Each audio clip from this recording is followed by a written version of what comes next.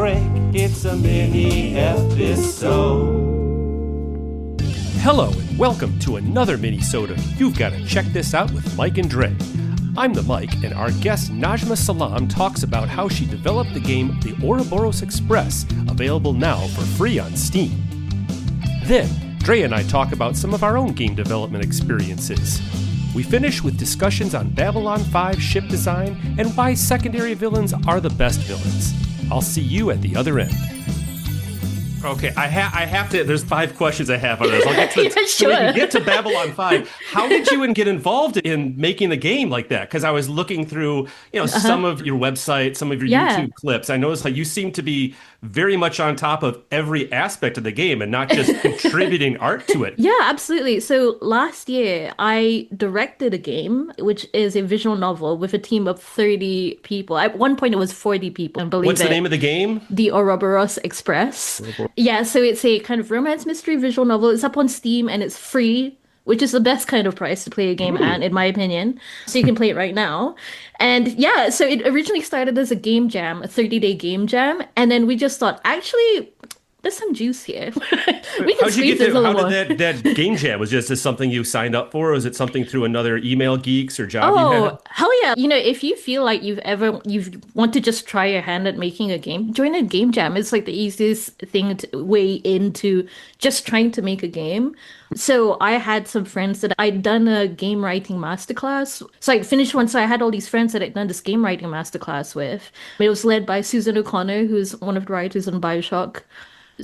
And she written for Gears of War as well. She's amazing. I'd also taken a game design class with Will Shen, who is one of the design directors for Fallout 4 and Fallout 3 and Skyrim. He famously designed the intro to Skyrim, the one everyone quotes. So me and some friends, we were like, hey, why don't we just try out doing a game jam, the visual novel? So a couple of game jams later, we did what was the beginning of the Ouroboros Express. Mm-hmm. And then we were like, sounds like almost a hackathon for developers, because developers do that all the time. That's exactly it. Yeah, that's exactly it. Yeah, for sure. So, but we were like, we totally bit off more than we could chew, because a lot of people would just do like a prototype or something. We just made an entire game in 30 days, and we didn't know you didn't have to do that. So we looked at it and I was like, I'd love to just add voice acting and add more art to this. So we did another 6 months. No, it was 5 months of production. And we uploaded it on Steam, and it's been a really cool experience because other people have been able to play it, and I got to talk about it at the games industry conference this year. It was amazing. I did it with a global team as well, totally remote. People just giving up their time to just work on this game, just pure passion. But now I'm on a different project as a game producer for Panda Cat Games, and they're working on a game called Spirits of Heartwood.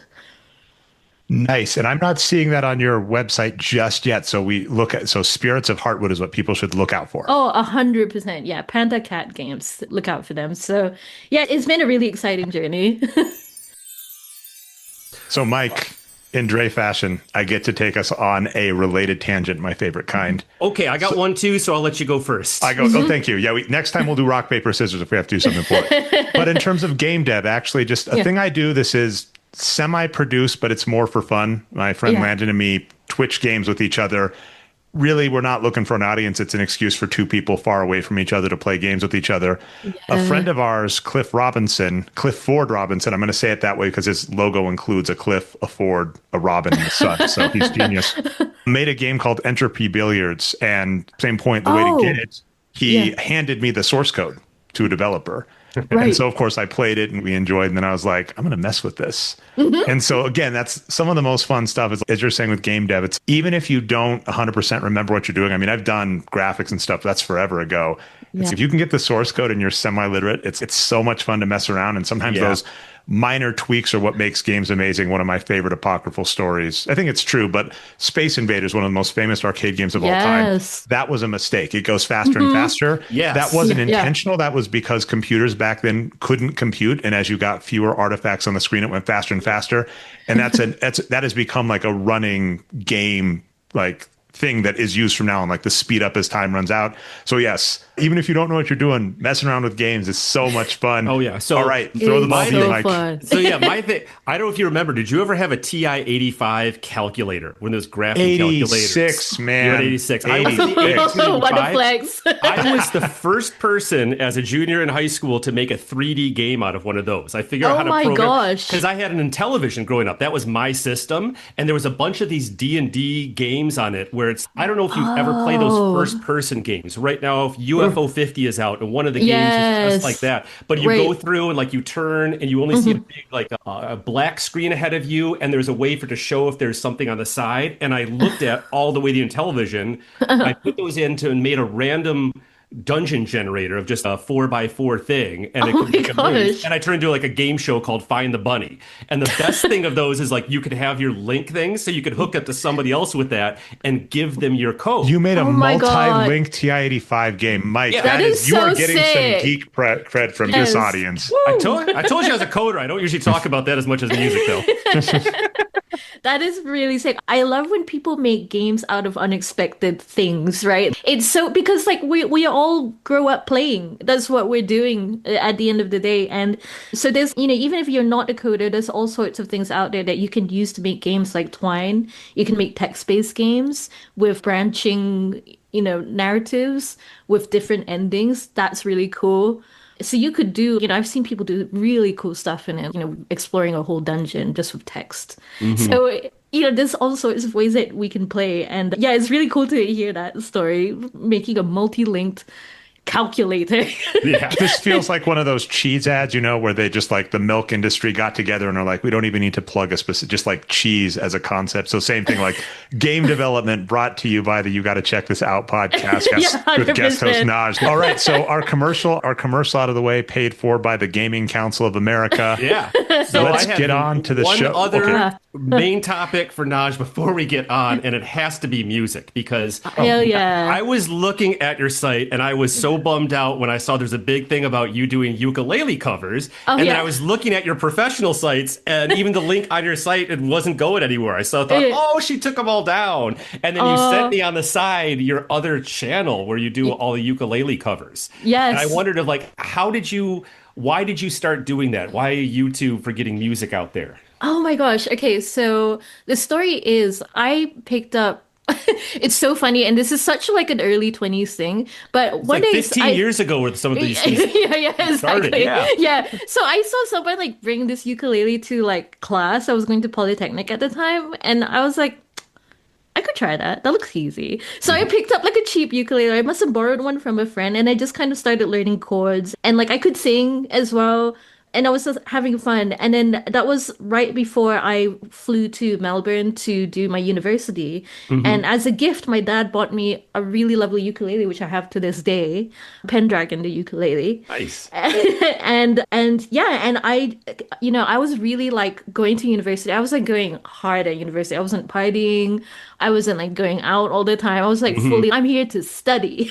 But then like when I was on break, I was like, well, I haven't really got anything to do. So I'm going to just play some ukulele and sing and, make these videos. And I don't care if nobody sees them or whatever. And that's kind of what that came from, just making ukulele covers for fun and people just liking them. And actually a funny story is that is how I met my husband. So I was making ukulele covers, and on the other side of the world in Brighton in the UK, my future husband was learning how to play ukulele, and he was looking up YouTube videos and tutorials, and he found me, and we became pen pals, basically online pen pals for 8 months. And then we met, and then we've been together ever since. And that was 15 years ago. Awesome. Well, I was going to say, if you ever want to do a collaboration, I'm just starting to do more music videos and play bass a lot more. But I got my mandolin. I play mandolin, guitar. I just had a band practice right before this I came from. That's incredible. And by the way, I am keeping track of it. It's Najmah Tender is the channel, so A+ on that.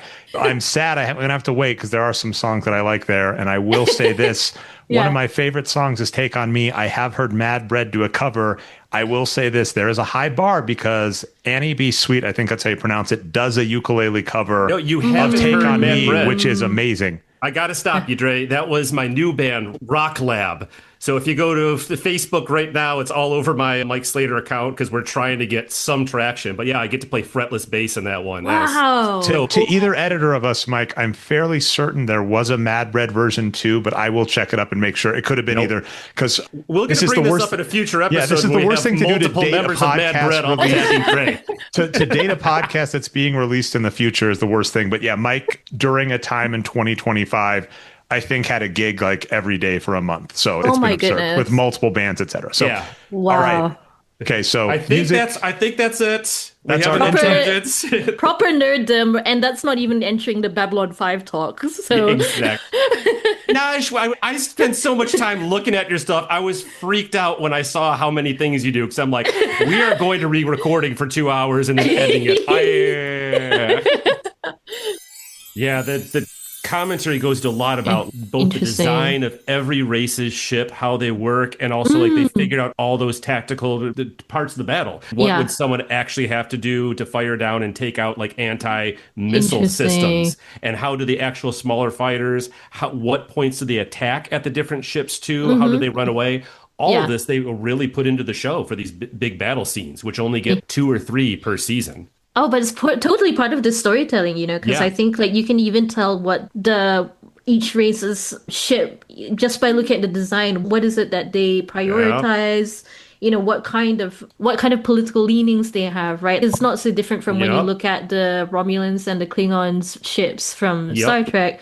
What kind of, you know, what their specialties are, right? And what they value above all else. Yeah, they're so distinct in a way that tells you about the race, too. Exactly. It's not only you can like, oh, that's a Vorlon ship or that's a Shadow ship. It's like, that's a Vorlon ship because it was modeled after mollusks, and that's how they started design. And Shadows were designed after like lobsters and crabs and eyelashes. They look spiky. They look like, you know, they look angry. Yes. There's somebody who makes these incredible like writing analyses on YouTube. I think it might be a closer look, it might be somebody else, but they wrote about Villainy, and they wrote about like, why do we tend to hate the henchmen, the second in command, like certain characters more than we hate the big bad themselves. And it's so true, right? If you think about something like The Mummy, I don't know if you guys have watched The Mummy. It's I've watched The Mummy. It's unironically my favorite film. But Imhotep is like the big bad.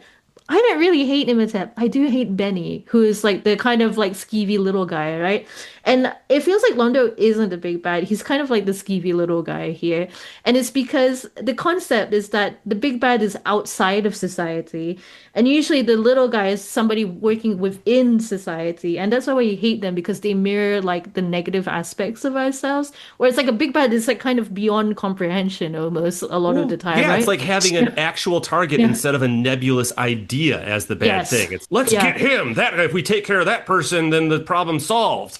Exactly. And, this person is relatable to me. They're like, we're on the same level, and it's frustrating that we're not working together for a common goal.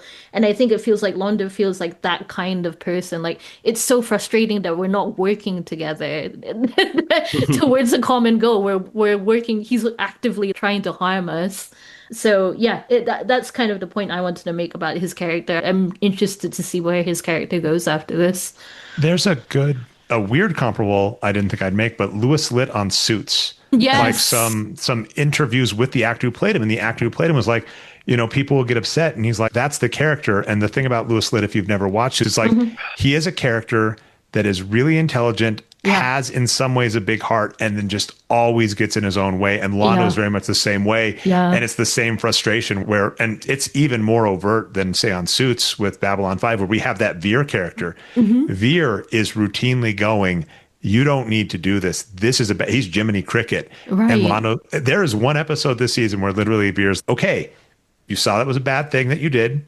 We can change it now, right? You recognize that, like you accept you have a problem, we'll change it. He goes, no, I'm already on this path. We're going to see it through to 10. You're like, oh, gosh. You know, and you're just like, why? And then we get here, and there are more of those. Spoiler, next season. Interesting. Yeah, it's a real sunken cost thing, right? You know, he feels like, well, I'm in for a penny, in for a pound kind of thing, you know?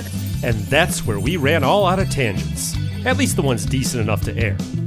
Join us next week for a full episode where we cover Babylon 5 Season 3, Episode 6, Dust to Dust with Alice Michi Lee. Cheers, all.